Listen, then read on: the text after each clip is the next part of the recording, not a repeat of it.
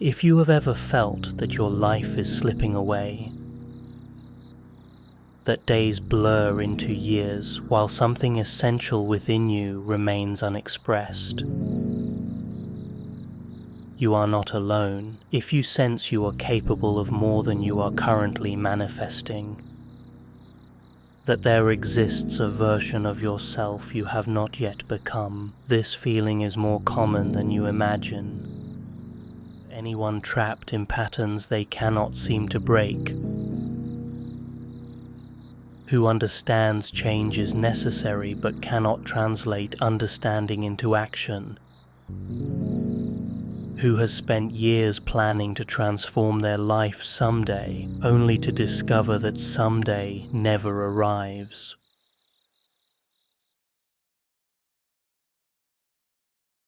What follows draws on wisdom from philosophers, psychologists, and teachers across centuries to illuminate the architecture of a life worth living. We will examine why so many feel trapped in quiet desperation, what that feeling is trying to tell us, and how we can escape it to build lives of purpose and meaning. The journey will require honesty about where you are, courage to face uncomfortable truths, and commitment to change patterns solidified over decades. It will demand action even when you do not feel ready, persistence when progress feels slow, trust in transformation even when doubt whispers you cannot change. The time for beginning is now, not someday when conditions improve, not after you have figured everything out. Now, in this moment, with all its imperfections. Because the alternative, continuing as you have been, drifting through years that add up to a life unlived, is too painful to accept. Let us begin.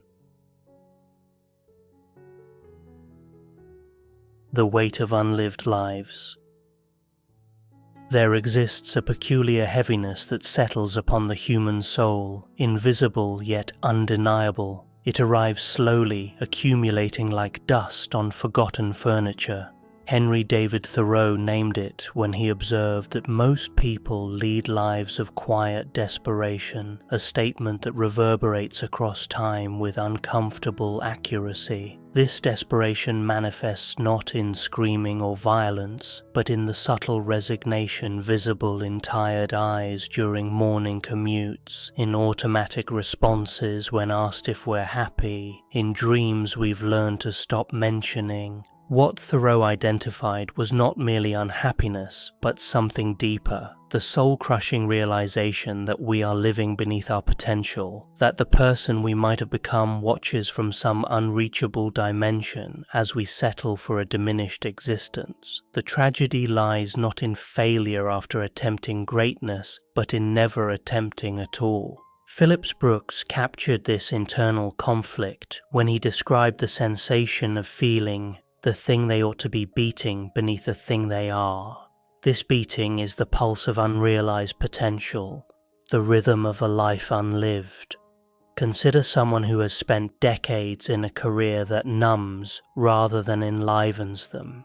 They wake each morning to an alarm that feels like a small death, spend days watching the clock like prisoners counting down a sentence, return home exhausted, not from productive labor, but from suppressing who they truly are. The years compound the problem. What began as temporary compromise becomes permanent condition. Time transforms possibility into regret. The dreams that once seemed merely postponed now feel impossibly distant. The person who was going to write that novel, start that business, become fluent in that skill, that person fades like an old photograph. Yet society often reinforces this desperation. We live in cultures that prize security over growth, comfort over challenge, the known over the possible. From early ages, we are taught to follow established paths, to want what we are supposed to want. The educational system trains compliance rather than creativity. Even our language betrays this bias. We speak of settling down as maturity, of realistic expectations as wisdom, of growing up as abandoning dreams. The truly insidious aspect is how it disguises itself. It wears the mask of responsibility, of being practical. How can I pursue my passion when I have a mortgage? How can I take risks when others depend on me? These questions seem responsible, even noble, yet they often serve as sophisticated excuses for fear, elaborate rationalizations for staying exactly where we are. Søren Kierkegaard understood this deeply. He wrote about the sickness unto death, a state of despair in which a person fails to become who they truly are. For Kierkegaard, the greatest danger wasn't passionate error, but comfortable numbness. We could destroy ourselves not through dramatic mistakes, but through the slow erosion of never fully choosing to live. What makes this situation tragic is that most people know, somewhere deep down, they are not living the life they could be living. The knowledge sits in their chest like a stone. They feel it when they see someone pursuing their passion with abandon, when they encounter art that reminds them of their own suppressed impulses, when they meet their own eyes in the mirror and cannot quite hold the gaze. The question that haunts such a life is perhaps the most painful a human can ask. What might have been? Nurses who work with the dying report that the most common regret is not having had the courage to live a life true to oneself rather than the life others expected. Not having done something and failed, but never having tried at all. Yet if this were merely description of the problem, it would be cruel. The purpose of understanding quiet desperation is not to wallow in it, but to recognize it as a signal, a call to action, an alarm system built into consciousness itself. The discomfort we feel when living beneath our potential is not a flaw, but a feature. The soul's way of saying, this is not enough. You were made for more. There is still time to change. The signal in the suffering.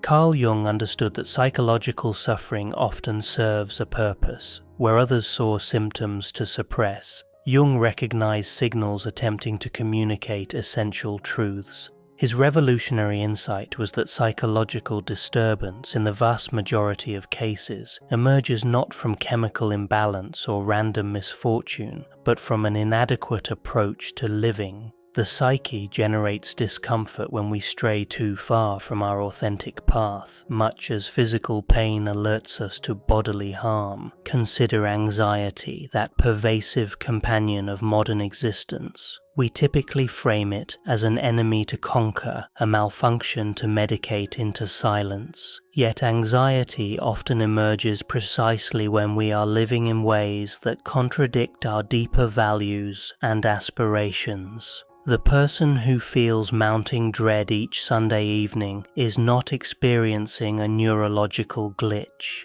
Their anxiety is a reasonable response to spending the majority of waking life engaged in meaningless labor. Depression operates similarly. While clinical depression certainly has biological components requiring medical intervention, much of what we label as depression is actually rational response to a life drained of meaning.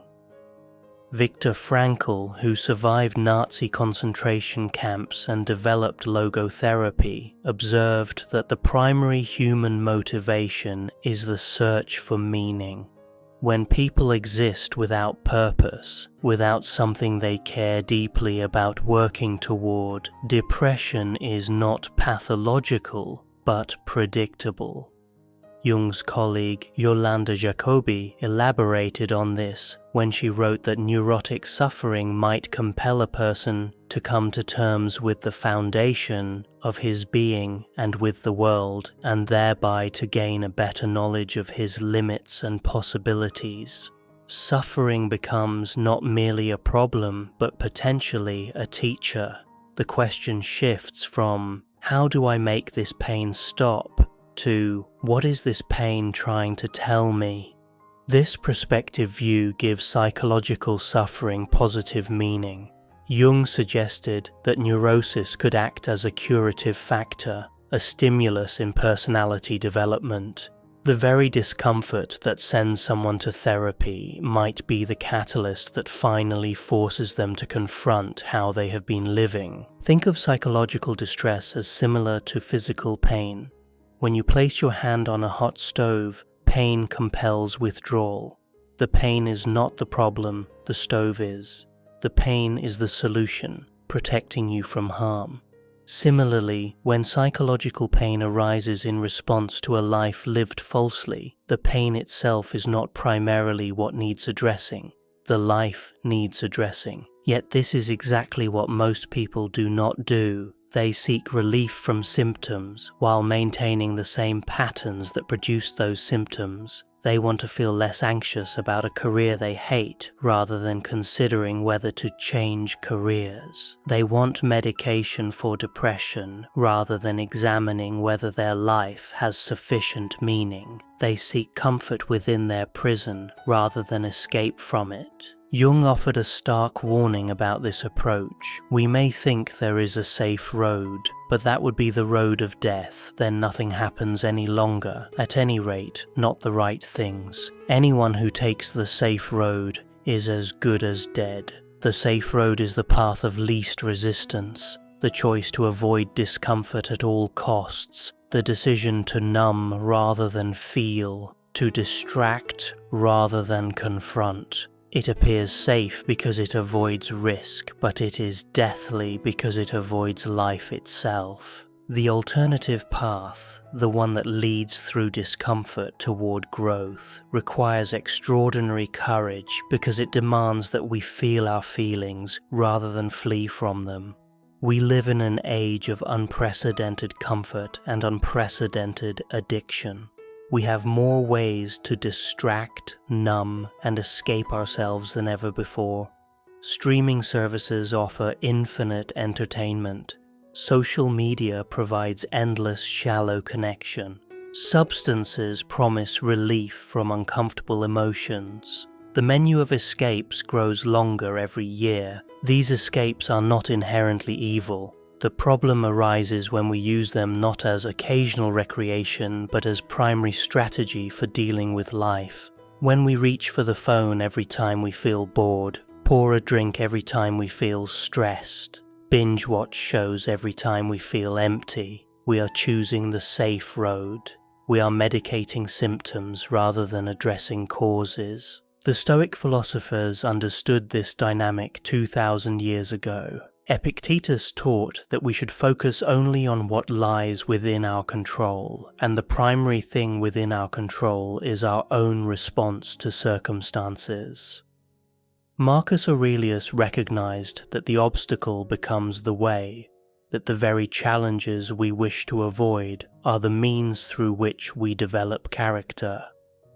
Abraham Maslow approached this truth from a different angle when he studied the healthiest, most flourishing individuals he could find. His research revealed that these self-actualizing people experienced the full range of human emotions, including anxiety, frustration, sadness, and guilt. What distinguished them was not that they had eliminated these feelings, but that they had not allowed these feelings to prevent purposeful action. They had learned to move forward with fear rather than waiting for fear to disappear. This distinction is crucial. Most people operate under the assumption that they must feel confident before taking action, must feel motivated before beginning work, must feel fearless before facing challenges. They wait for the right emotional state. This is precisely backward. Successful people act despite feeling afraid, work despite feeling unmotivated, continue despite feeling discouraged. They have not mastered their emotions. They have mastered acting in the presence of difficult emotions. The Japanese therapeutic approach called Morita therapy makes this principle central to treatment. Rather than attempting to eliminate anxiety or change feelings, Morita therapy teaches people to accept their emotions while redirecting attention to constructive behavior. David Reynolds, a practitioner, summarizes the approach. Let the feelings take care of themselves. What I think you will find is that when you get good at doing what needs doing in your life, the feelings stop giving you such trouble. This represents a complete inversion of the common model. Instead of feel better so you can do better, the Morita approach suggests do better and you will feel better. Action becomes the medicine. Purpose becomes the cure. The architecture of becoming.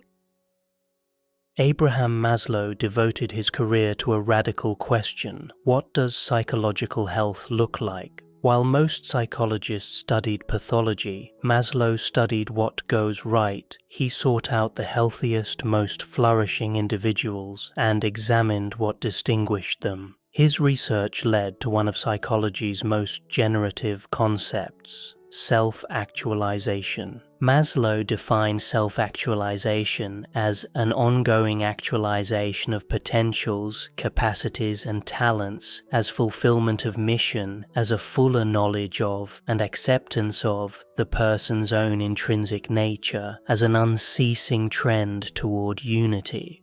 Notice that self-actualization is described as ongoing, not a destination reached, but a direction maintained, not a state achieved, but a process engaged. Self-actualizing people share certain characteristics. They are more independent in their judgments, less swayed by social pressure. They maintain a firm sense of reality, perceiving situations accurately rather than through the distorting lens of wish or fear. They demonstrate unusual capacity for appreciating life, finding wonder in experiences others take for granted. They possess a sense of purpose, feeling their life serves something beyond self-interest. Perhaps most importantly, self-actualizing individuals are characterized by what Maslow called a mission in life, some task or calling they feel compelled to fulfill. This mission provides organizing structure to their existence, giving coherence and direction to daily choices. It transforms random activity into meaningful action, converts mere passage of time into purposeful development. Yet here we encounter a common obstacle.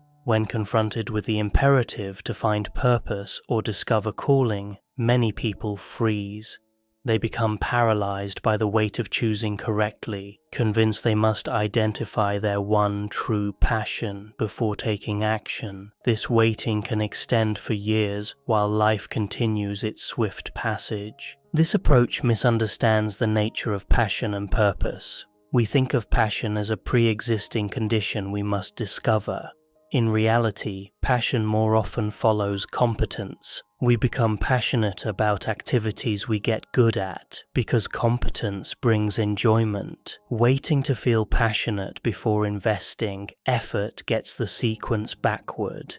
Cal Newport argues that follow your passion is dangerously flawed advice. He suggests we should instead follow your effort, invest serious energy in developing valuable skills, and passion will emerge as a byproduct. This means we need not wait for cosmic certainty. We can simply choose something challenging that sparks curiosity and commit to pursuing it seriously. The clarity we seek comes through engagement, not before it. Once you have selected an aim, the challenge becomes translating intention into action, vision into reality. This translation requires building better habits. James Clear emphasizes that we do not rise to the level of our goals, but fall to the level of our systems. Your daily habits, repeated over time, determine your trajectory far more than your occasional bursts of inspiration. Consider someone who wishes to become a writer. The goal, write a book, feels overwhelming, but the habit, write for 30 minutes each morning, is manageable. String together hundreds of these sessions, and eventually a book emerges, not from heroic effort, but from consistent practice. This incremental approach applies across domains. Want to become fit? Focus on establishing the habit of daily movement. Want to master a skill? Focus on showing up for practice. Want to improve relationships? Focus on being more present in today's interactions. The pattern remains constant. Define the daily practice, then honor your commitment regardless of how you feel. The power of this approach lies in how it builds identity. Every time you honor your commitment to your practice, you cast a vote for the type of person you wish to become. Each writing session is a vote for "I am a writer." These votes accumulate. Eventually the election is decided. You become the person you have been repeatedly choosing to be. This process of becoming necessarily involves discomfort. Growth requires leaving comfort zones, venturing into territories where you lack competence, making yourself vulnerable to failure and criticism. The self-actualizing person does not possess immunity to fear or anxiety. They simply possess something more compelling than comfort, a purpose worth suffering for, a vision worth struggling toward. Maslow was explicit about this. Self-actualizing does not mean a transcendence of all human problems. Conflict, anxiety, frustration, sadness, hurt, and guilt can all be found in healthy human beings. The presence of difficult emotions does not indicate failure. The question is not whether we experience fear, but whether we act in spite of it. This brings us to perhaps the most critical insight. Self-actualization demands courage. Not the absence of fear, but action in fear's presence. Courage is not a personality trait some possess and others lack. It is a muscle, strengthened through use, atrophied through neglect. Each time you do the thing you fear, your capacity for courage increases. The death that gives life. We live as though we have infinite time, as though death is a distant abstraction rather than an approaching certainty. This denial of mortality shapes behavior profoundly. When tomorrow seems guaranteed, urgency dissolves.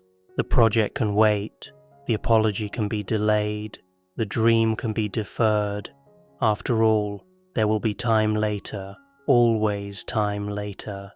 This is perhaps the most elaborate lie we tell ourselves. Time is the one absolutely non-renewable resource. Each moment that passes reduces the finite sum we have been allocated without knowing the total. We are drawing down an account whose balance remains hidden until the final withdrawal. The Stoic philosophers understood this truth with bracing clarity. They recommended a daily practice they called memento mori, remember death. This was not morbid obsession, but practical wisdom. Marcus Aurelius wrote repeatedly about the brevity of life. You could leave life right now, he reminded himself. Let that determine what you do and say and think. Seneca developed the theme extensively in On the Shortness of Life. He argued that life is not actually short if well used, but most people waste their allotted time on trivialities. They spend decades in occupations they despise, then suddenly find themselves old with little to show for the years. It is not that we have a short time to live, Seneca wrote, but that we waste a lot of it. Steve Jobs, in his famous Stanford address, described how awareness of mortality shaped his decision-making. Diagnosed with pancreatic cancer, he was forced to confront death as immediate possibility. This confrontation clarified everything. Remembering that I'll be dead soon is the most important tool I've ever encountered to help me make the big choices in life, he explained. Jobs continued, because almost everything, all external expectations, all pride, all fear of embarrassment or failure, these things just fall away in the face of death, leaving only what is truly important. Remembering that you are going to die is the best way I know to avoid the trap of thinking you have something to lose. You are already naked. There's no reason not to follow your heart. This awareness creates urgency without panic. The person who internalizes mortality stops sweating small things because death reveals their true scale. Simultaneously, things that truly matter grow more vivid. Time with loved ones becomes precious rather than assumed. Work that serves meaningful purpose takes precedence over work that merely pays. Death awareness also demolishes procrastination's foundation. When we live as though time is infinite, we can always find reasons to delay. But when we acknowledge mortality, these excuses reveal themselves as cowardice. There may be no later, the perfect conditions may never arrive. This might be the only moment you get. Yet awareness of mortality is genuinely double-edged. If we accept death's certainty while simultaneously failing to live with purpose, if we acknowledge time's scarcity while squandering it anyway, the awareness becomes torture rather than liberation. Instead of motivating action, it generates gnawing anxiety and mounting dread. Jung warned of this danger. Neurotic guilt often arises not from specific wrongdoing, but from general betrayal of potential. The person who knows they are wasting their life experiences a peculiar guilt that no confession can absolve. They are guilty of crimes against themselves. Jacobi, elaborating on Jung's thought, wrote that blocking natural development exacts revenge. Perhaps not immediately, but eventually, often during the second half of life, the price comes due. The person who has lived falsely finds themselves in crisis, experiencing what Jung called the noon of life, when they can no longer escape the question of whether their life has had meaning. Jacobi describes the particular torment. Mostly they are accompanied by vague feelings of guilt, by tormenting pangs of conscience, often not understood, in face of which the individual is helpless. He knows he is not guilty of any bad deed. He has not given way to an illicit impulse, and yet he is plagued by uncertainty, discontent, despair, and above all anxiety, a constant, indefinable anxiety. This guilt is vague precisely because it is not about specific actions, but about an entire orientation toward life. The person cannot point to a particular crime because the crime is ontological. They have failed to become who they were meant to be. Jacobi delivers the devastating verdict, and in truth he must usually be pronounced guilty. His guilt does not lie in the fact that he has a neurosis, but in the fact that knowing he has one, he does nothing to set about curing it. This is where awareness of mortality becomes crucial. If you acknowledge that your life is wasting away and you do nothing about it, mortality awareness simply increases suffering. You become acutely conscious that you are dying without having lived. But if mortality awareness sparks action, if the recognition of life's brevity creates urgency that overcomes inertia, if the thought of death on your deathbed looking back on an unlived life horrifies you enough to change now, then mortality awareness becomes the most powerful tool for transformation. The ultimate question mortality poses is simple and devastating. When you are dying, looking back on your life, will you be satisfied with how you spent your time? Either you will feel you lived well, or you will feel you wasted your opportunity. And the answer to that future question is being determined by how you live today, right now, in this moment. The courage to begin. All the understanding in the world means nothing without action. You can perfectly comprehend the architecture of a fulfilling life, fully accept the necessity of change, deeply feel the urgency of mortality, and still accomplish nothing if you never begin. Beginning is perhaps the most difficult moment because it requires stepping from the known into the unknown, trading familiar dissatisfaction for the discomfort of uncertain effort. The resistance to beginning takes many forms. Sometimes it appears as perpetual preparation. You need to read one more book, take one more course before you're ready. but readiness is a mirage that recedes as you approach it. There is always more to learn. Perfectionism disguised as diligence keeps you forever in the preparation phase. Other times, resistance appears as analysis paralysis. You must carefully consider all options, weigh every alternative before committing. This sounds rational, but it serves as sophisticated procrastination. Most meaningful choices involve too many variables for confident prediction. At some point, you must act based on incomplete information. Waiting for certainty ensures waiting forever.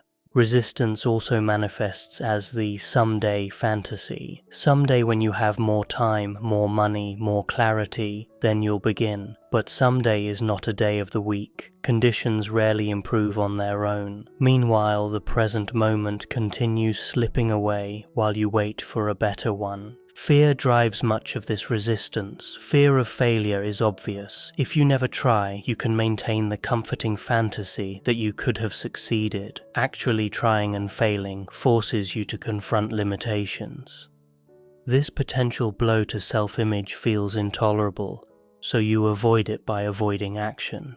Ralph Waldo Emerson offered the antidote: do the thing you fear, and the death of fear is certain. This is not metaphor, but observation. Fear persists when we avoid what frightens us, because avoidance confirms the threat. But when we face what we fear, we often discover it's less terrible than imagined. Even when it is difficult, we discover we can handle difficulty. The person who fears public speaking and avoids it will find the fear intensifying. The person who speaks anyway, even badly, even while trembling, will find the fear gradually diminishing. The fear loses power because reality replaces imagination, and reality is usually less terrible than our worst imaginings. Yet understanding that you should begin doesn't automatically make beginning easy.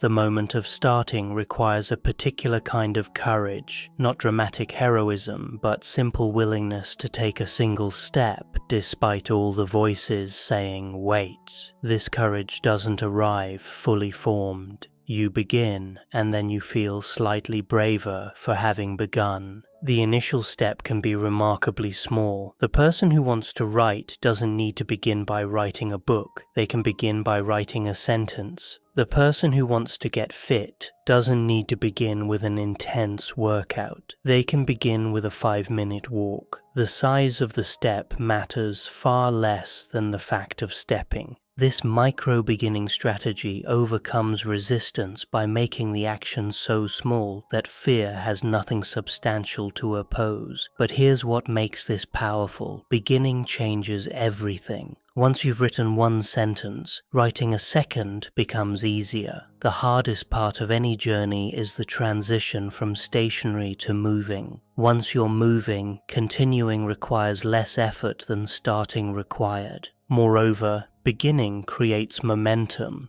Newton's first law applies to human behavior. Objects at rest tend to stay at rest. Objects in motion tend to stay in motion. The person who has been sedentary finds starting exercise nearly impossible. But once they've been exercising consistently, not exercising starts to feel strange. Beginning also provides information unavailable through thinking alone. You can theorize endlessly about whether you'd enjoy writing, but you'll only know by writing. You can wonder whether you're capable of learning a skill, but you'll only discover your capacity by attempting to learn. Beginning converts speculation into data, replacing imagination with experience. Cal Newport emphasizes this in his work on career development. He argues against follow your passion, noting that passion typically follows competence rather than preceding it. You don't need to feel passionate before beginning. You begin, you develop skill through practice. Competence brings satisfaction. Satisfaction grows into passion. The person who begins also escapes the torture of endless what-ifs. The roads not taken cease to haunt when you're walking a road you chose. The possibilities you didn't pursue fade when you're actively pursuing one possibility. The alternative lives you might have lived lose their emotional charge when you're actually living a life rather than just contemplating options. Furthermore, beginning makes you worthy of help in ways that mere intention doesn't. The universe or fellow humans respond to action. The person who says they're going to write a book but never writes gets no help because there's nothing to help with. The person who begins writing, who produces pages even if they're bad pages, who demonstrates commitment through action, this person often finds unexpected support arriving. This is partly practical. People can see what you're doing and offer relevant assistance. Partly it's psychological. Beginning builds confidence that attracts more beginning. Partly it's mysterious. Something about committed action seems to generate synchronicities and fortunate accidents that planning alone never produces. The moment of beginning is also the moment you reclaim agency. For however long you've been stuck, you've been the victim of circumstances, the prisoner of your patterns, the passenger in your own life. Beginning transforms you from passenger to driver. You are no longer simply responding to life, but authoring it. There is no perfect moment to begin. The perfect moment is a fiction, a fantasy, an excuse. There is only this moment right now with all its imperfections and limitations and uncertainties. This moment will never be perfect, but it's the only moment you have. The question is not whether conditions are ideal, but whether you will act within the conditions that exist. The long game and integration. Our culture worships speed. We want rapid transformation, immediate results, instant gratification. This obsession with speed creates unrealistic expectations that doom most attempts at genuine change. Real transformation, the kind that creates lasting shifts in character and capability, cannot be rushed. It requires patience, persistence, and a time horizon measured in years rather than weeks. The person who understands this embraces what might be called the long game. They recognize that significant change happens slowly, through accumulated small actions repeated over extended periods. They don't expect dramatic shifts overnight. They commit to a direction and maintain that commitment regardless of how long the journey takes. This long-term orientation fundamentally changes how you approach development. Instead of asking, how quickly can I achieve this goal, you ask, am I moving in the right direction? Instead of measuring progress by immediate outcomes, you measure it by consistency of effort. Instead of becoming discouraged by slow advancement, you recognize that slow progress is still progress. The compound effect explains why the long game works. Small improvements, repeated consistently over time, compound into remarkable results. Writing 500 words daily doesn't feel significant, but sustained over a year, that's 182,500 words, longer than most novels. The transformation occurs not through heroic effort, but through mundane consistency.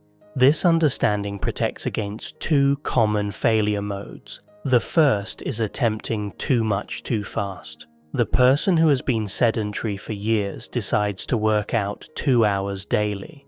This might last a week before the unsustainable demands lead to burnout. A more modest commitment, 20 minutes 3 times weekly, would be far more likely to persist. The second failure mode is changing too many things simultaneously. Better to change one thing, establish it as habit, then add another. The long game also requires redefining success. If you measure success only by achieving final goals, you'll spend most of your time feeling unsuccessful. If you measure success by maintaining your committed practices, you can feel successful daily. You succeeded today because you did what you committed to do. The people who achieve remarkable things typically share this long-term orientation. They commit to a craft, discipline, or mission and stay committed for decades. Malcolm Gladwell's 10,000-hour rule points to this reality. 10,000 hours is roughly 10 years at 3 hours daily. That's a long time, and there's no shortcut. Yet playing the long game doesn't mean ignoring short-term feedback. You must remain responsive to information about whether your approach is working. If you've been practicing consistently for a year with no improvement, something might be wrong with your method. This is where mentors or teachers become valuable. They can help you distinguish between plateaus that require patience and approaches that require adjustment. The long game also demands realism about human limitations. You cannot maintain maximum intensity indefinitely. Sustainable high performance requires rhythms of intensity and recovery, work and rest, effort and renewal. Playing the long game means pacing yourself for a marathon rather than sprinting until collapse. This includes being realistic about energy and attention. You have limited reserves of both. Playing the long game requires strategic focus, choosing what matters most and giving that your best resources while accepting that other areas might receive less. This is not failure but wisdom, recognizing that excellence in a few areas beats mediocrity in many. Throughout this journey, we encounter apparent contradictions. Accept yourself while changing yourself, be content while aspiring, embrace constraints while transcending them, plan for the future while being present now. These might seem like logical impossibilities. In reality, they represent polarities that must be held in dynamic tension. Carl Jung recognized that psychological health involves integrating opposites rather than choosing between them. The psychologically mature person develops this capacity, becoming comfortable with paradox rather than seeking false certainty through elimination of one pole. Consider the polarity of acceptance and change. One perspective says accept yourself as you are. Another says don't settle, strive to become better.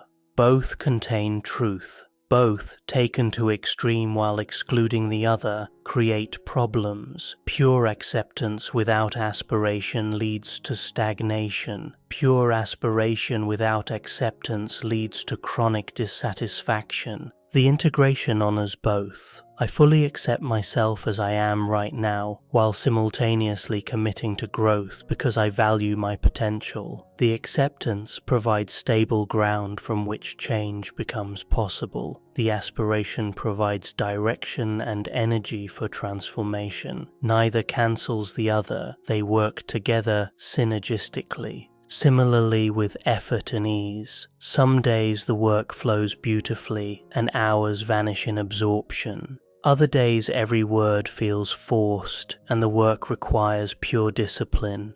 Both are part of the process. The goal is not to make everything easy, but to engage fully with both the ease and the effort. The polarity of confidence and humility presents similar challenges. Confidence enables bold action, helps you attempt difficult things. Taken too far, it becomes arrogance, closes you to feedback. Humility enables learning, keeps you open to correction. Taken too far, it becomes self-doubt, prevents necessary risk-taking. The integration is humble confidence, strong belief in your capacity to grow, combined with realistic recognition of current limitations. Working with these polarities requires both and thinking, rather than either-or thinking. Either-or thinking forces false choices. Both and thinking recognizes that apparent opposites often need each other. This capacity develops through practice and becomes easier over time. Real-world navigation of these polarities is dynamic rather than static. You don't find the perfect balance point and stay there forever. Instead, you're constantly adjusting based on current circumstances. Sometimes you lean more toward acceptance, other times more toward change. Sometimes you emphasize effort, other times you cultivate ease. The skill lies in reading situations accurately and responding appropriately. The return to life. We've traveled far in this exploration, examining the nature of quiet desperation and the path toward a life more fully lived. We've considered the signals in our suffering, the architecture of transformation, the necessity of action despite uncomfortable emotions, the clarifying power of mortality awareness. We've explored the practical mechanics of change, the courage required to begin, and the necessity of playing the long game while integrating apparent opposites. Now we must ask, what does all this mean for how you live tomorrow? For the specific choices you'll face in the coming weeks? Theory without application remains merely interesting. Understanding without action changes nothing. The question is not whether you now grasp these concepts intellectually, but whether you will allow them to transform how you actually live. The path forward begins with honest self-examination. Are you currently living a life of quiet desperation? Are you going through motions while some deeper part of you remains unfulfilled? Do you feel the thing you ought to be beating beneath the thing you are? These questions admit no evasion. You know the truth when you allow yourself to feel it. If the answer is yes, the next question becomes, what will you do about it? Not someday, not when conditions improve, but now.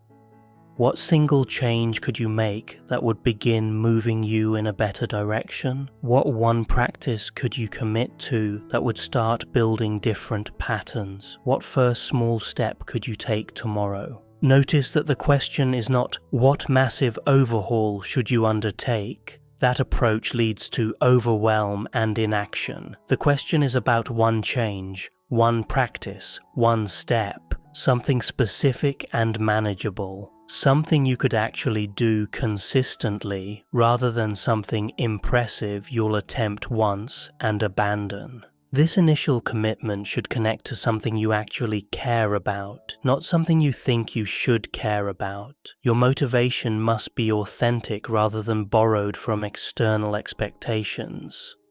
Ask yourself, if you knew you would die in 5 years, what would you wish you had done? What would you regret not having attempted? What calls to you with sufficient force that you'd pursue it, even if you knew you'd fail? Once you've identified this initial commitment, the work becomes showing up for it with religious devotion. Not on days when you feel motivated, not when conditions are perfect. Every day or every scheduled day, without exception, without negotiation, you treat this practice as sacred, as non-negotiable, as foundational to who you're becoming. Expect this to be difficult, especially initially. Resistance will arise in countless forms. You'll feel tired, unmotivated, doubtful. You'll have days when the practice seems pointless. You'll be tempted to quit when progress feels slow. These experiences are not signs that you're doing something wrong. They're signs that you're doing something significant. Resistance correlates with importance. Push through anyway. Build support structures around your commitment. Tell someone who will check on your progress. Create environmental conditions that make the practice easier and its avoidance harder. Track your consistency so you can see evidence of your follow-through. Reward yourself for maintaining the practice, not for achieving outcomes. The goal is establishing the habit, knowing that the habit, sustained over time, will produce transformation. As you establish this initial practice and begin seeing the fruits of consistency, you'll naturally identify additional changes worth making. The person who starts exercising regularly notices their diet matters and begins eating better. The person who starts writing daily becomes curious about improving their craft. One positive change creates momentum for others. Don't rush this process. Let each practice solidify before adding new ones. Throughout this process, maintain the both and orientation. Accept yourself as you are right now while committing to growth. Work hard while staying open to flow. Plan your path while remaining flexible about routes. Be confident in your capacity to grow while humble about your current limitations. Hold these polarities in tension rather than collapsing into one pole. Remember that transformation is not linear. You'll have periods of rapid progress followed by frustrating plateaus. You'll have days when everything feels easy and days when everything feels impossible. You'll succeed and fail, advance and backslide, soar and stumble. All of this is normal, expected, and part of the process. The question is not whether you'll face difficulty, but whether you'll persist through it. Keep your mortality in clear view without becoming morbid about it. Let death serve as clarifier and motivator, not as source of paralyzing anxiety. When you're uncertain about whether something matters, imagine yourself at the end of your life looking back. Would you regret doing this? Would you regret not doing it? This perspective cuts through trivial concerns and reveals what actually deserves your finite time and energy. Practice presence amid your striving. Don't defer joy until you achieve your goals. Don't sacrifice today's experience for tomorrow's outcomes. Be here, fully engaged with whatever you're doing. The present moment is all you ever actually have. The past is gone. The future hasn't arrived. This moment, right now, is where your life is actually happening. Don't miss it by being perpetually elsewhere mentally. Cultivate gratitude for what you have while working toward what you want. Gratitude for current blessings doesn't prevent aspiring to more. It provides the foundation of contentment from which healthy aspiration emerges. The person who is miserable now, convinced they'll be happy only when they achieve something, typically finds themselves miserable after achieving it because they haven't learned how to be satisfied. Happiness is a skill practiced now, not a state achieved later. Be patient with yourself while maintaining standards. Change takes time, longer than you want and longer than you expect. The person you're becoming emerges slowly through thousands of small choices accumulated over months and years. Don't demand overnight transformation. Don't abandon your efforts because progress feels too slow. Trust the process. Show up consistently. Do the work. Let time and compound effect produce the transformation that force and hurry cannot. Seek community that supports your growth. We are social creatures, profoundly shaped by the people we surround ourselves with. If your friends are sedentary, you're likely to be sedentary. If your colleagues are cynical, you're likely to become cynical. This means that changing your life often requires changing your relationships, or at least changing how much time you allocate to different relationships. Finding supportive community requires intention. You must actively seek people who are on similar journeys, who hold similar values, who aspire to similar growth. This might mean joining groups focused on activities you want to develop.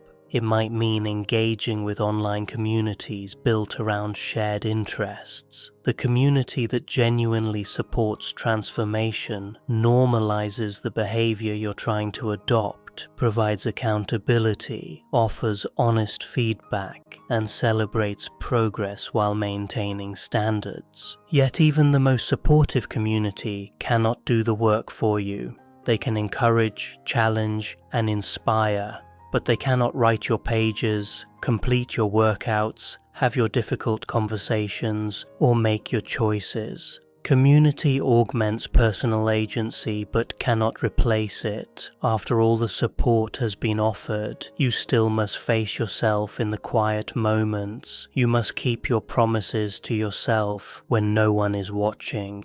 Building this self-relationship requires treating your word to yourself as sacred. When you commit to something, even something small, even something only you know about, you honor that commitment as though you made it to someone you deeply respect. Because you did, you made it to yourself. Breaking commitments to yourself teaches you that you are not trustworthy, that your word means nothing. This erodes the foundation that makes all other transformation possible. Conversely, keeping commitments to yourself, especially small ones made daily, builds self-trust that becomes an unshakable core. Each morning you exercise when you said you would. Each time you do the thing you committed to doing despite not wanting to. These instances accumulate into a robust sense of self-efficacy. You learn that you are someone who does what they say, who can be counted on, who possesses integrity in the deepest sense.